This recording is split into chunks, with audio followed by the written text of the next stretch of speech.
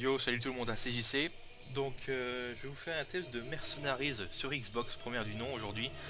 Je l'avais déjà testé sur PS2, mais cette version Xbox est quand même bien meilleure que la version PS2, parce qu'elle est graphiquement meilleure, de meilleures textures. C'est généralement plus beau que la version PS2, et le jeu rame quand même beaucoup moins que la version PS2 que j'avais testé, donc c'est peut-être pas plus mal. Et j'ai cette fois-ci la version française parce que j'avais la version anglaise, donc c'était pas génial avec les voix en VO. Là on a la version française et la version française est vraiment pas mal du tout. Donc pour ceux qui connaîtraient pas encore Mercenaries, au niveau du scénario, on a le dirigeant, l'ancien dirigeant de la Corée du Nord, qui décide de transformer son pays en démocratie. Son fils n'aime pas du tout cette idée, donc il fait un coup d'état, il assassine son père et il décide de reprendre les choses en main. Et donc ça fait un tel foutoir tout ça que les Sud-Coréens, l'ONU, les Chinois et la mafia russe s'en mêlent. Ça fait un véritable foutoir et il y a une société qui s'appelle Exops qui emploie des mercenaires qui décide de s'en mêler aussi pour essayer de grappiller un peu tout le pognon qu'il y a grappillé dans cette affaire-là.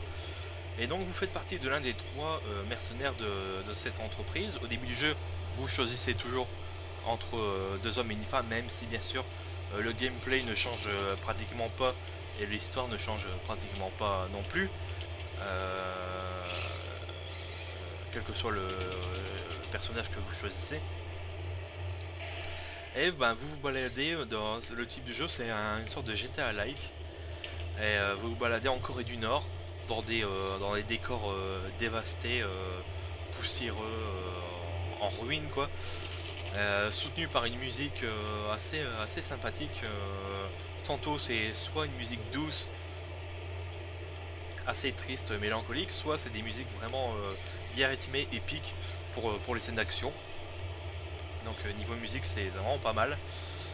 On a une multitude quand même d'armes, d'équipements, d'armes de véhicules vraiment hallucinantes. Et pour acheter, enfin on peut prendre n'importe quel véhicule dans ce jeu comme dans GTA, mais aussi on peut les acheter et se les faire livrer en contactant la mafia russe. On peut acheter des véhicules, des équipements, des frappes aériennes. Vous voyez les véhicules, ça va d'un Hummer éclaireur, on a un pick-up, on a une simple voiture civile. Qu'est-ce qu'on a? On a le UH-60 allié, on a enfin des hélicoptères, on a des divers tanks, on a même une voiture de sport, donc il y a vraiment plein de véhicules différents. On a plein d'équipements, on a des fournitures alliées, fournitures russes, fournitures de démolition avec du C4. Qu'est-ce qu'on a? On a dropage d'armes de shit. Alors d'armes de shit, c'est pas de shit, le shit à fumer, hein, attention, hein. C'est l'arme de shit, c'est des armes de. C'est ouvrir la boîte de Pandore, en fait c'est des armes spéciales qu'on peut pas avoir autrement dans le jeu quoi. On a des fournitures de sniper, des dropages de fournitures nord-coréennes. Enfin bref, plein d'équipements différents. On a des frappes aériennes, on a la frappe chirurgicale, la frappe d'artillerie, le soutien aérien. Et on a la bombe en tapis, l'avion anti-char, la bombe thermobarique. On a plein de trucs vraiment intéressants dans le jeu. Chaque véhicule a sa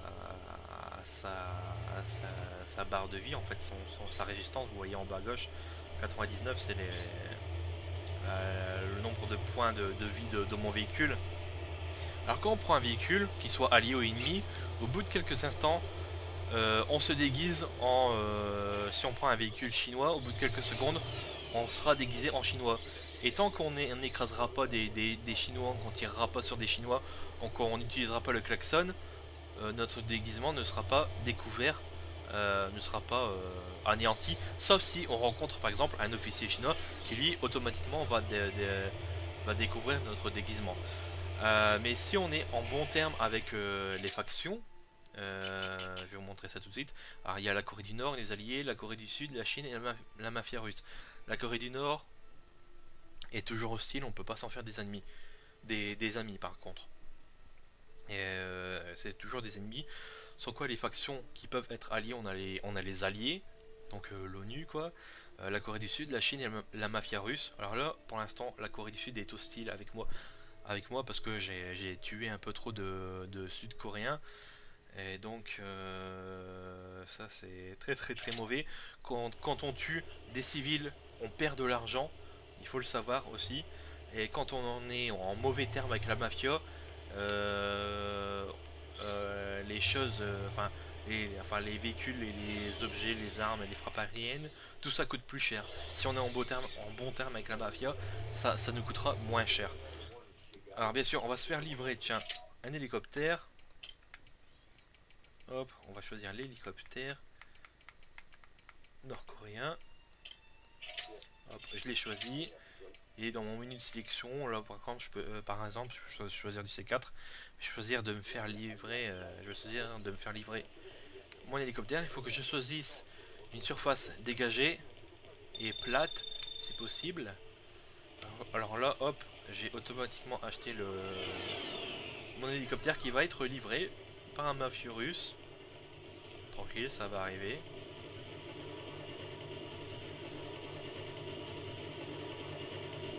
Tranquille, hop. Alors au niveau de la maniabilité, bah, les personnages répondent au doigt et à l'œil. Il n'y a pas de problème, il n'y a pas trop de problèmes de caméra. Le jeu est relativement fluide, hein, il rame beaucoup moins que la version PS2.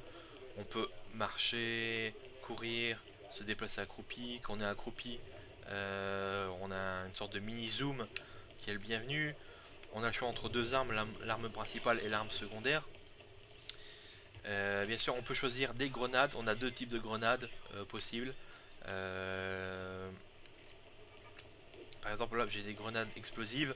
Alors ça, c'est pas bon. À côté de mon hélicoptère, si je fais exploser une grenade, on a des grenades explosives. J'ai une grenade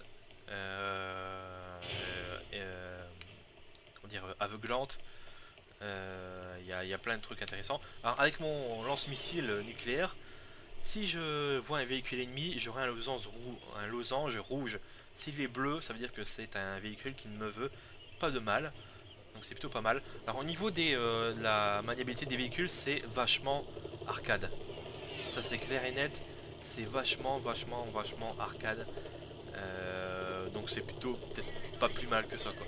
Même si, enfin, au niveau de l'hélicoptère, il se manie bien, mais les véhicules à 4 roues, je veux dire les véhicules, les Hummer ou les Jeeps, les véhicules civils, ils se conduisent pas super bien, c'est assez bizarroïde. Donc bon, enfin bref quoi, c'est assez bizarre quoi. C'est entre arcade et bizarre la maniabilité des véhicules, de certains véhicules en tout cas. Donc là, on va aller voir les alliés pour aller demander une nouvelle mission. Dans ce jeu, enfin, il y a plusieurs factions, comme j'ai dit, qui peuvent être hostiles ou alliées. Pour éviter qu'elles soient hostiles, ben, faut faire enfin, en fait, plus on fait une mission pour une faction, plus cette faction devient amie avec nous. Et si on fait une mission, par exemple, pour les Chinois et qu'on doit tuer des Russes, forcément, au niveau des Chinois, ça va être bien, mais au niveau des Russes, ça va pas être génial. Donc, on a 52 personnes à tuer, à récupérer dans ce jeu, 52 personnes à arrêter. Alors soit on peut les arrêter, on va leur mettre, leur donner un coup de crosse dans la gueule, on va leur mettre les menottes, on va demander à un hélicoptère de venir les chercher, et on aura la prime maximale. Si on les tue, on n'aura qu'une toute petite prime, malheureusement. C'est à choisir. Donc c'est quand même préféré de ne pas tuer les ennemis, enfin les 52 cartes qui sont là. Et pour l'instant, je ne sais pas tous récupérer, hein, comme vous pouvez le voir. Il y en a 52, donc c'est assez long. D'ailleurs, niveau durée de vie, c'est 10-12 heures, hein, ça dépend comment vous jouez. Donc là, je vais faire un contrat As directement. Les contrats As, ils sont pas partout, hein. Je veux dire, ils sont pas, on peut pas les choisir quand on veut. C'est au bout d'un certain nombre de petits sbires, on va dire, arrêtés ou tués.